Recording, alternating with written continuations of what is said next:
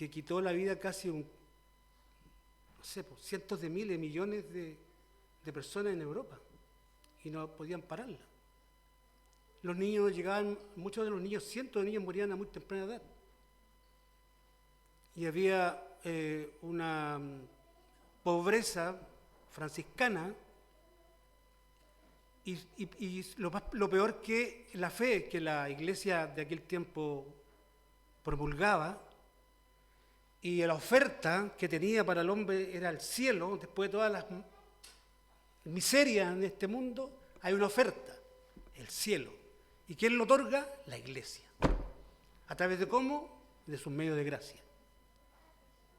Veíamos en la mañana los dos medios de gracia que la iglesia tiene, la cena y el bautismo. La iglesia romana hasta el día de hoy tiene el bautismo hasta la extrema unción. Y como dije en la mañana, esos son medios por el cual el hombre y la mujer hasta el día de hoy pueden alcanzar salvación. También estaba la autoridad del Papa, que era la autoridad absoluta, ya no, la Biblia no era la autoridad. Y de esa situación, de ese contexto, surge la Reforma. No digo caudillo, pero el hermano, el hombre que agitó se podría decir ¿cómo se llama eso que hay abejas? Donde hay muchas abejas. El avispero. Martín Lutero fue el que agitó la avispero y salió un tsunami la vez pasada. Y hubieron muchos reformadores. Lutero no fue único, sino que hubieron antes de él reformadores que querían cambiar la iglesia, porque estaba mal. No querían destruir la iglesia como algunos católicos, algunos líderes católicos dicen que los reformadores o Martín Lutero fue un hombre, una persona que destruyó la iglesia. No, él quería enrilar a la iglesia. Pero el tema ya no aguantó más, ¿cierto? El agua rebalsó el vaso, como se dice, y el tema de la indulgencia fue ya tremendo. Un documento que se daba y se emitía para que tú lo compraras y tenías salvación. Si tu mamá, tu papá, tu tío, tu abuelo estaban en el purgatorio, porque esa es otra enseñanza que hasta el día de hoy la moneda cae en el cofre y el alma de tu abuelo, tu abuela, tu hijo, va al cielo. Y si en este tiempo temporal tú y yo cometemos pecados, ¿cierto? La indulgencia me perdona. Contrario a lo que dice la Biblia. Y tras la mentira y el error y la superstición, porque no estaba la Biblia abierta ahí, no había la palabra de Dios, no se comunicaba la palabra de Dios, o sea, la ignorancia pura y la superstición pura, y en esa realidad se gestó justamente este dominio. Y por eso digo que Martín Lutero es uno de los grandes emancipadores de la historia. Pasó de la devoción a la rebelión. ¿Cómo y por qué? Bueno, Dios lo usó. Posteriormente vinieron otros. Y de ese contexto de reforma, de esas 95 tesis que denuncian todo esto, se gestaron, no al momento, ciertas fórmulas o ciertos eslogans, como alguien diría, un publicista, ¿cierto? Dijo publicista, David. Ciertos eslogans que sintetizaban de alguna manera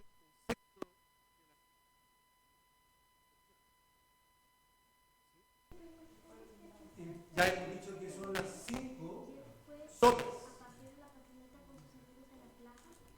que son declaraciones, son principios que no lo inventaron los reformadores. ¿No? Ellos no crearon nada, ellos redescubrieron algo que está en la Biblia. Que la iglesia, la institución dominante, la tenía aplastada para que el hombre común, no entendiera la verdad y estuviera siempre sometido bajo el error. Ese es el tema. Miles y de cientos de miles, hombres, mujeres, niños, se fueron al infierno por causa de enseñanzas de error. Entonces, claro que sí. Tal vez no lo haría, tal vez no lo hubiera hecho.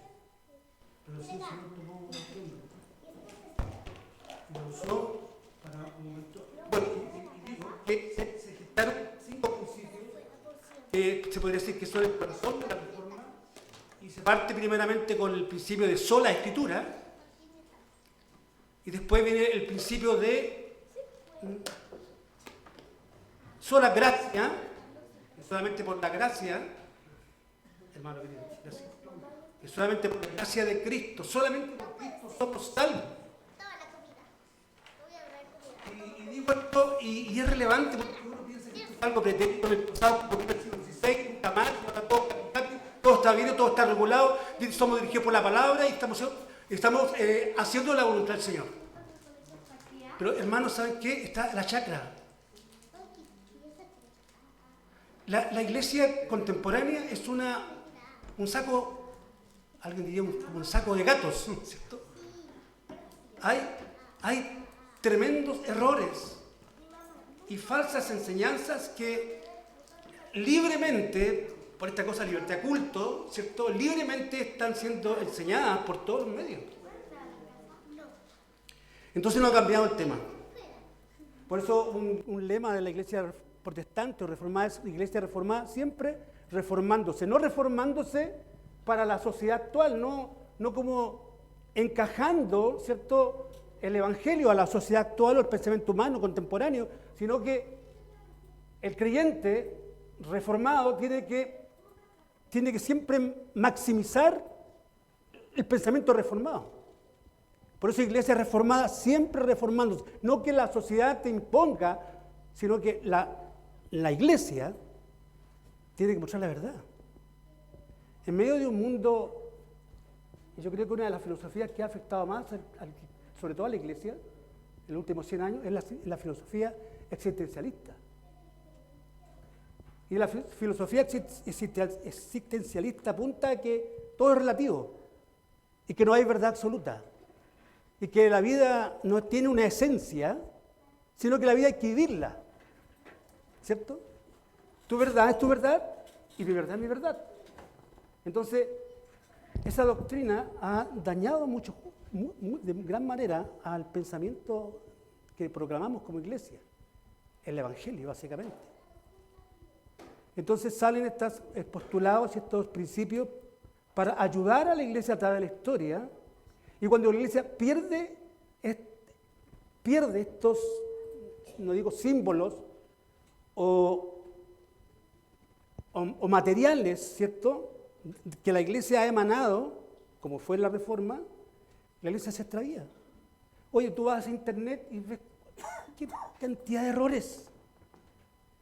Me tocaba ver el otro día pastores así del púlpito bailando, danzando, tirándose al suelo, las lenguas, las profecías, que el Señor me llamó, que yo soy apóstol, me autoproclamé como apóstol, ahora me proclamé como profeta. Entonces, cuando no hay una línea de pensamiento bíblico, teológico, se puede llegar a lo peor. Y estamos en crisis en este momento como iglesia occidental. Hay una gran crisis. Hay muchos jóvenes que no están en la iglesia. Se van de la iglesia. Porque por otro lado la iglesia se transforma en un grupo de, no sé, pues, buenos amigos y moralistas y no suplen las necesidades muchas veces de las personas. Solamente la iglesia se mueve muchas veces en un ámbito religioso, la tradición y todo eso. Por eso necesitamos justamente volver a estas verdades que fueron redescubiertas en el siglo XVI por los reformadores y dieron su vida por esta causa y por estas verdades. Y una de las 5 solas, que lo dije, sola escritura, sola gracia, solo fe, solo Cristo y a Dios sea la gloria, una de las 5 solas es la que más ha sido afectada a través de la historia, es la solo Cristo. ¿O no? Cristo ha sido ¿cómo se llama? La piedra de tope. Cristo ha sido atacado desde el principio, desde que Él nació. Negado, arrinconado, perseguido, violentado, muerto al final de cuentas. Esa es la historia de Cristo. La carta a Filipenses dice, voy a parafrasear capítulo 2, dice que Él dejó su gloria para estar con nosotros. No tendría por qué haberlo hecho. Y se lo hizo por amor a nosotros. Dejó su gloria y estaba con su Padre, ¿cierto? Y se hizo hombre y se humilló hasta hacerse hombre. Y fue a la cruz, dice la carta, a la cruz y murió por nosotros. O sea, pasó de un estado de gloria sempiterna a un estado de humillación. Y aún así no le entendieron y le negaron. Bueno, digo que Cristo ha sido el personaje más negado en la historia, inclusive de la Iglesia. En el siglo IV se negó algo muy importante de Cristo, y apúntenlo. Cristo no solamente fue un maestro, que lo fue, sino que Cristo fue el Hijo de Dios. Cristo fue Dios.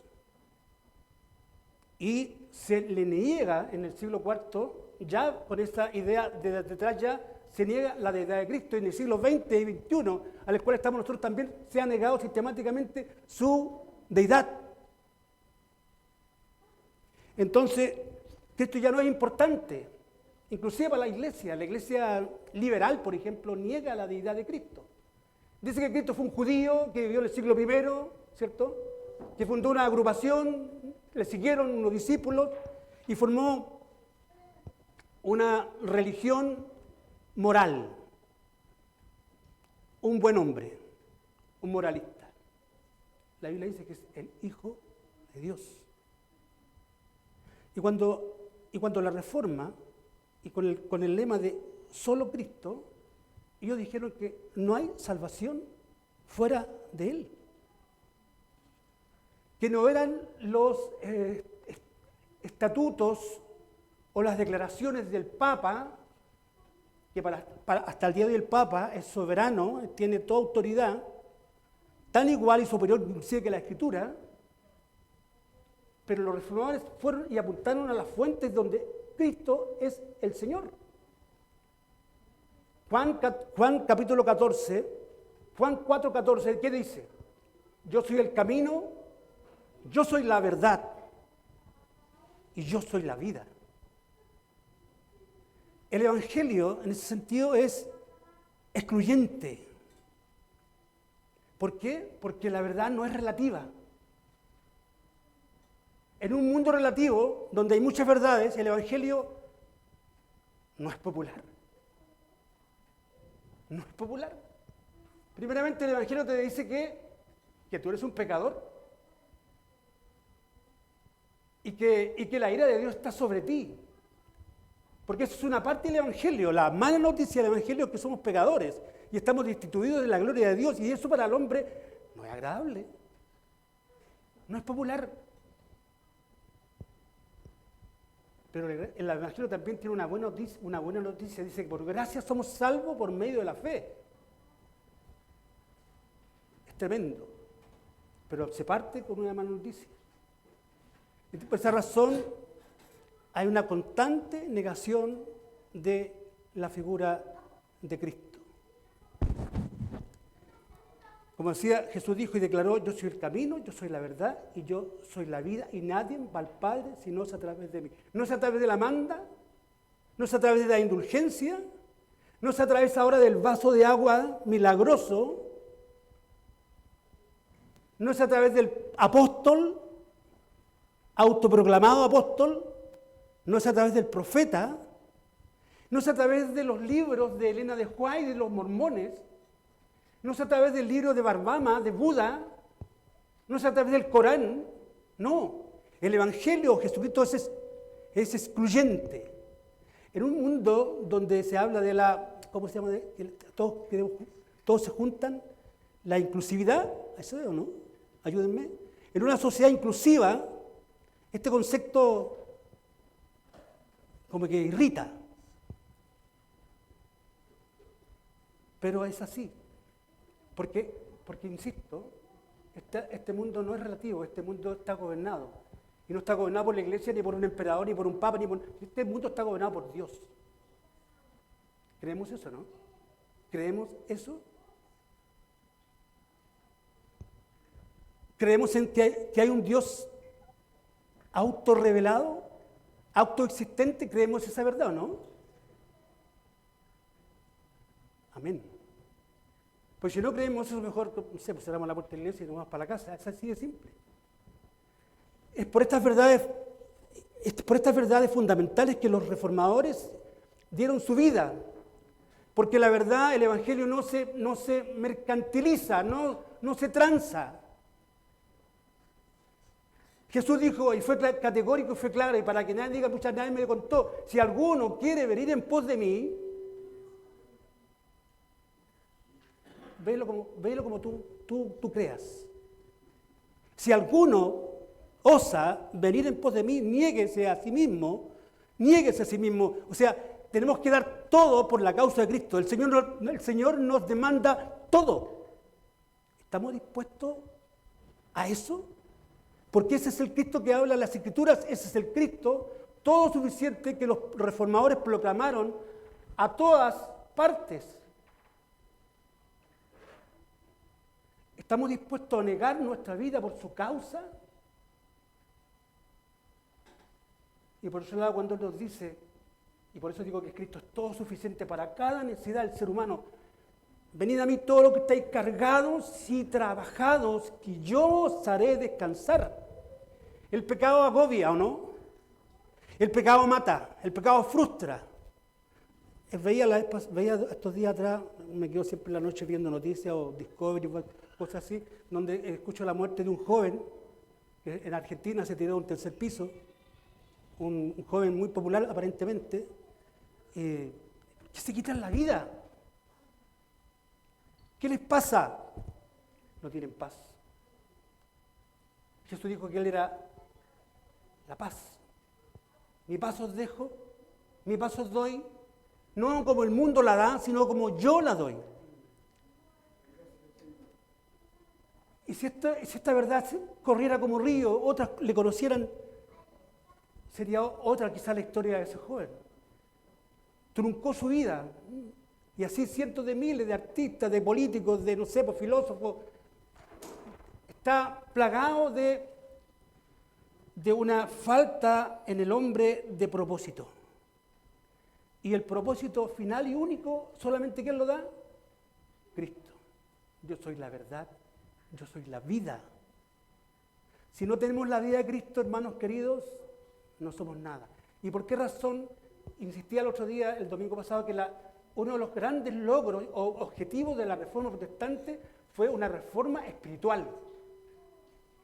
Porque tuvo un logro económico, político, cultural, claro que lo hubo. Las naciones se liberaron del yugo opresor. Vino la competitividad, vino la economía. ¿Por qué creen ustedes que los países de Europa son económicamente estables y poderosos? Porque vienen de una fuente de reforma. La reforma habla, por ejemplo, del cristiano que tiene que ser un mayordomo. El Señor te dio una responsabilidad en la vida y tú tienes que multiplicarla. ¿O no? Y no solamente en el ámbito económico, sino que en el ámbito espiritual, ahora como creyentes. Si el Señor me llamó con un propósito para dar fruto. Para dar fruto. No para hacer un adorno, ¿cierto? No sé, pues en el paisaje. Tenemos que dar frutos de arrepentimientos. Jesús dijo, yo soy el camino, yo soy la verdad y yo soy la vida y nadie va al Padre si no es a través de mí. Permítanme, por favor.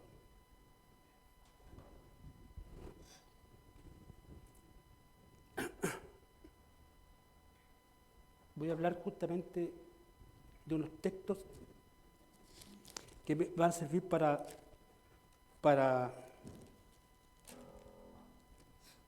sí, me siguen.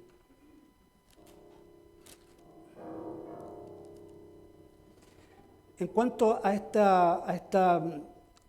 este solo Cristo, a este Cristo todo suficiente, el único medio y canal por el cual el hombre puede ser salvo y no por ningún otro argumento, ni por ningún fetichismo, ninguna por otra doctrina herética. El capítulo 4 del libro de Hechos, versículo 12, dice lo siguiente: en cuanto a Cristo y en ningún otro hay salvación. Porque no hay otro nombre bajo el cielo, mira, nombre, no hay ninguna persona de esta humanidad que pueda justamente hacer una obra redentora en el género humano. Porque no hay otro nombre bajo el cielo dado a los hombres en que podamos ser salvos. Solo Cristo. Y en el tiempo de Lutero estaban las mandas, estaban las adoraciones, por ejemplo, de las reliquias. ¿Ustedes saben eso, no? Hasta el día de hoy tú vas a cualquier iglesia, y estuve en Francia, estuve en Francia con él, y entramos a muchas iglesias, y habían estatuas de santos, y que se le adoraba y se le entregaba, y habían ofrendas que se le entregaba dinero. Y se siguen adorando, eran iglesias, pero espectaculares, pero no hay vida, están muertas. Porque solamente a través de Cristo podemos alcanzar esta salvación, que a lo mejor para ti o quizás para algunos de ustedes no es muy trivial y bueno, ¿qué tanto con la salvación? Pero para que aquel que entiende el tema y el efecto que esto tuvo en mi corazón y en mi vida, en lo personal, y el efecto que esto significa para mi vida posterior, es tremendo. Siempre he dicho que si yo me caigo aquí delante de ustedes, me desplomo aquí, ¿dónde voy? ¿Al infierno? ¿Al purgatorio? Me voy al cielo. Yo soy el camino, yo soy la verdad, yo soy la vida, y nadie va a Dios si no es a través de mí. Fuimos sellados con el Espíritu Santo de la promesa en el momento en que creímos. Efesios capítulo 2. Por gracia somos salvos, no por obra, no por mérito. No hay ninguno que aquí haya tenido un mérito alguno para que el Señor diga, mira, entra a mi reino ahora. ¿Ah? No tenemos mérito. Estamos podridos desde la mollera hasta la planta de los pies. Eso es lo que el Dios concluye en cuanto al género humano. Está podrido de la mollera hasta la planta de los pies.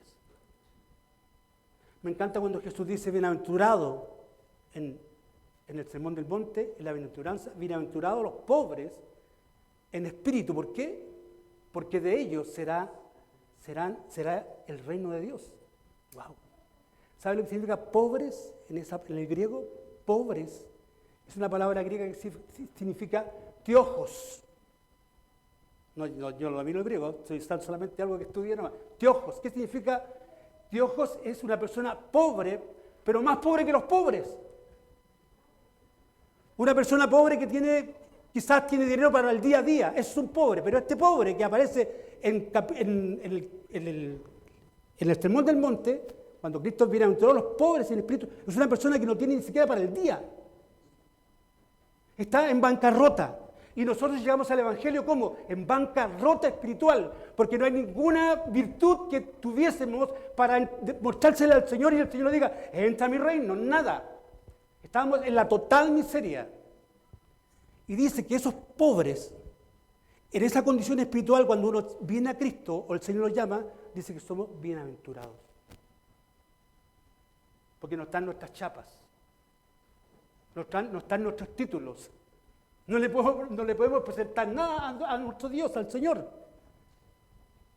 Somos muy dados a tener títulos, a ufanarnos de nuestros logros. Pero en este tema espiritual, que tiene que ver con lo trascendental, de mi destino eterno, no tenemos ningún logro. Por eso dice, por gracia somos salvos. ¿Y por medio de qué? Por medio de la fe. Por medio de la fe. No la fe en los hombres, no en la fe en lo religioso, no la fe en la iglesia en lo particular, sino que la fe en Dios. Y esto no es un mérito, dice. No es meritorio, no es por horas para que nadie se infle como globo de cumpleaños, sino que por la gracia de Dios. Por esa razón, la iglesia tiene que poner muy en alto el nombre y la persona de Cristo. Hermanos, nunca bajemos el estándar de Cristo es la iglesia o es la vida de cada uno de nosotros. Que el Señor bendiga su palabra, amén.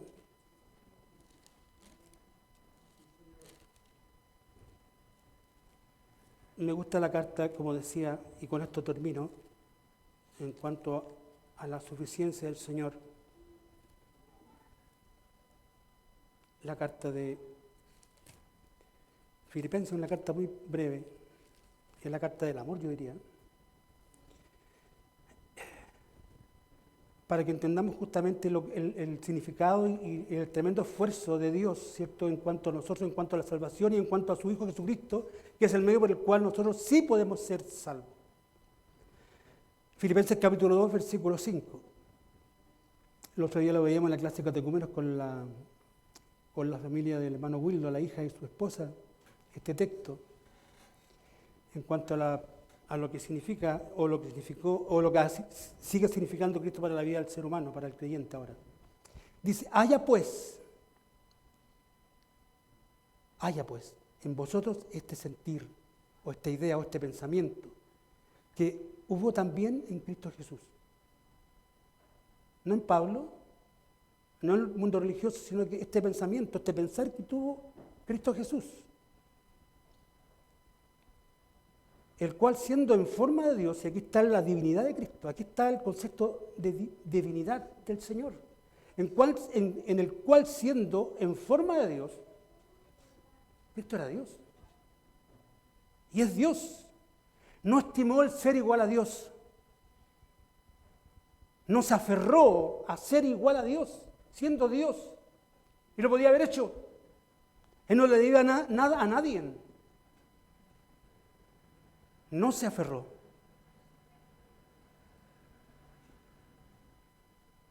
No estimó el ser igual a Dios como cosa que aferrarse, sino, dice, miren lo tremendo, que se despojó. Eso es el concepto de quinesis. Se quitó el ropaje, se mudó, sino que se despojó a sí mismo, tomando forma de siervo. ¿Ya te das cuenta el cambio radical? Dios absoluto, eterno, glorioso, sempiterno, decretando todas las cosas que Él decretó, creó el universo, Jesucristo creó el universo. Juan dice, en el principio era el verbo era Dios, estaba cara a cara con el Padre, la Trinidad toda, Él estaba ahí. Si no es cualquier persona, nuestro Señor, al cual adoramos, sino que se despojó de sí mismo, tomando forma de siervo, hecho semejante a los hombres. Y estando en la condición de hombre, que podía ser algo quizá muy apropiado, muy simpático, muy acorde, y estando en la condición de hombre, se humilló, dice. Se humilló a sí mismo, haciéndose obediente hasta la muerte y la muerte de cruz.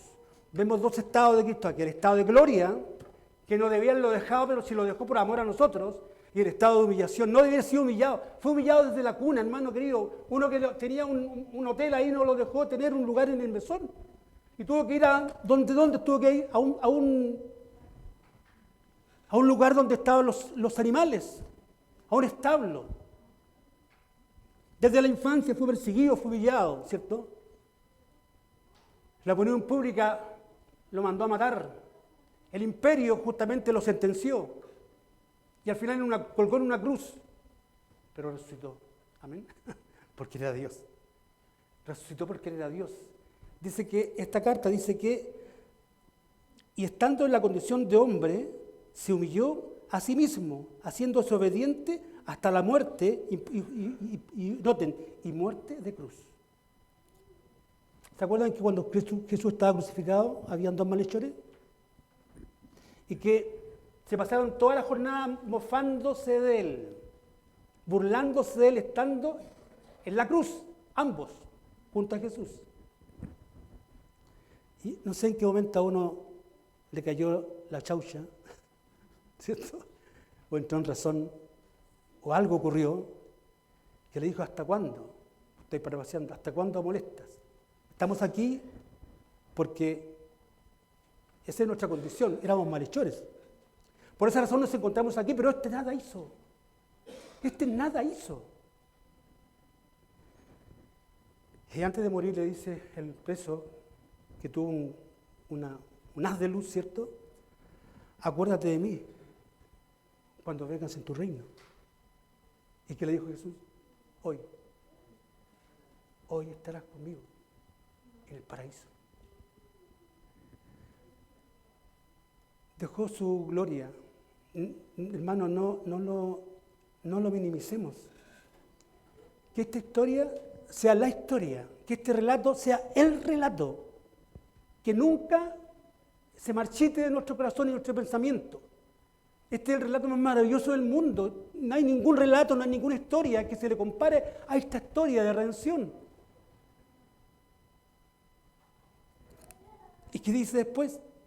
Por lo cual, después de este estado, esta miseria, por todo lo que pasó nuestro Dios, dice, por lo cual Dios también le exaltó, dice, hasta lo sumo, y le dio un nombre que es sobre todo nombre, para que en el nombre de Jesús, amén, se doble toda rodilla de los que están en los cielos y en la tierra, y debajo de la tierra, y toda lengua, ojo, toda lengua confiese que Jesucristo es el Señor para gloria de Dios Padre.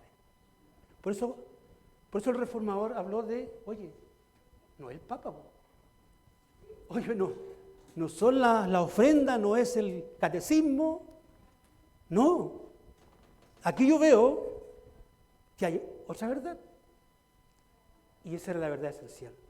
Por eso la reforma, que algo hizo, la genialidad de la reforma es que los reformadores volvieron a las fuentes, y la fuente de la verdad es la Biblia. La fuente de la verdad es la Biblia. Y si tú, no sé, tienes por poca, consideras que la Biblia no es relevante, y que el día de la iglesia tampoco es tan relevante, y que no hemos entendido nada, o hemos entendido muy poco. Siempre digo que la iglesia es como, no es un apéndice para el cristiano verdadero. La iglesia es parte del cuerpo de Cristo. Probablemente, claro, nos enfermemos, tengamos alguna negligencia que sea, pero que sea una constante. Algún muchacho diría, déjate de broma. Que sea algo constante. Por eso, la reforma vino a reflotar esa verdad que estaba aplastada por la mentira y el error. Así que este 31 de octubre celebramos el Día de la Reforma, cuando el monje le pegó a la puerta de la iglesia, ¿cierto? Y clavó las 95, reclamos o protestas, ¿cierto? Por lo que no estaba correcto. Y seguimos, hermanos, tenemos que seguir defendiendo la causa del Evangelio, y estos mismos conceptos se están replicando nuevamente. Por eso tenemos que estar con las antenas paradas, porque hay muchas doctrinas de error, hay mucho engaño y mucha falsedad. Entonces, cuando hablamos, y con eso termino, el hermano me decía el otro día, pastor, ¿en qué se diferencia la doctrina o la teología calvinista? ¿Qué es lo que es la teología calvinista? ¿Y qué se diferencia de otras teologías? La teología calvinista o la teología de la Reforma es la que a nosotros nos identifica, porque habla de estas verdades, las 5 solas, las resume en esta doctrina reformada. Y los 5 puntos del calvinismo, que también un día lo voy a repasar, que también son fundamentales para nuestra fe, que nos hacen diferente a otras teologías. Y no es pertinente decir que cualquier cosa vale con tal que sea sincero. No importa la doctrina, no importa la religión, no importa que si crees sea sincero. No se trata de eso. Se trata de que sea ajustado a la verdad. Jesús dijo, yo soy la verdad. Y no hay otra verdad más que Jesús y su evangelio. Amén.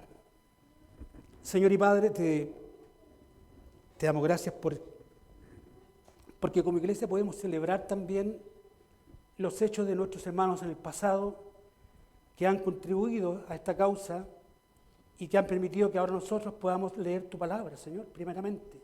Tener la Biblia a nuestro alcance, hombres que la tradujeron, Señor, a nuestros idiomas, cuando estaba vedada, cuando había un mundo inquisidor, Señor, pero aún así todos ellos fueron valientes porque encontraron que esto era la gema del gran precio.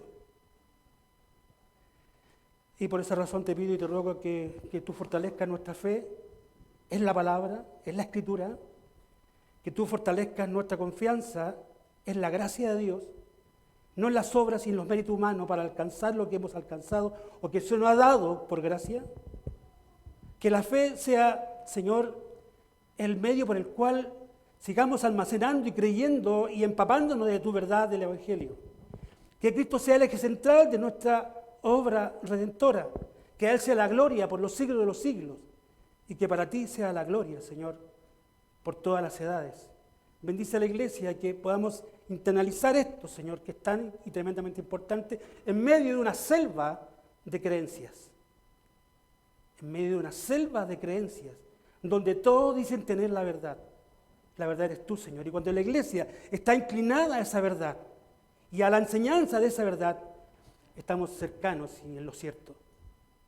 Por eso te agradecemos, Señor, por este día, especialmente por este día de culto a ti, donde te adoramos y te glorificamos por lo que tú eres, Dios, por sobre todas las cosas, Redentor y soberano.